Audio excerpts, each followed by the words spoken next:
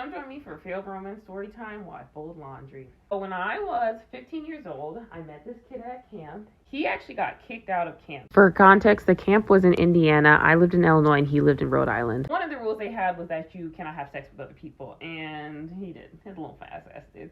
Not with me, with someone else. He ended up growing to be one of my best friends.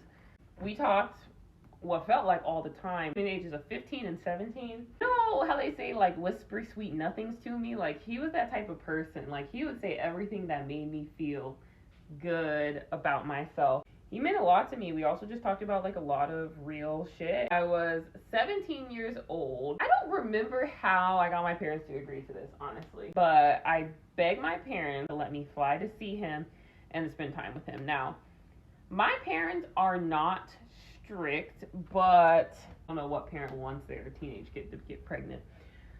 So my mom was initially like, absolutely not. Like, swore up and down that we were just friends. It wasn't like that. Like, it's not like I was going to his house without his parents even being there. I'm not gonna lie, I was a little sneaky. I didn't know for sure something was gonna happen, but I had hoped. Okay, so kind of bad for deceiving my parents. I ended up sleeping with him a couple times. I was convinced I was in love with him. It was so stupid looking back, because while I was there, even though we were doing things with each other, he had also been telling me about this girl he liked. Oof. Like, girl, have some self-respect. It's honestly so embarrassing when I think about it. I thought that he would choose me over this other girl. So after I left, I sent him a text explaining that I was in love with him. And I thought I was going to be swept away by the man I was going to marry.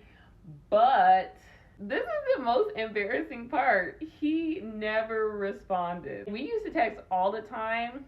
After I said that, he did not contact me again for 3 months.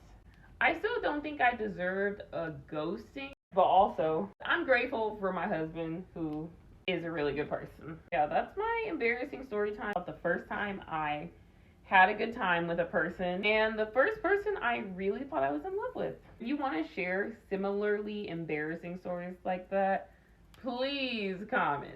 Put something in the comments to make me feel better about myself.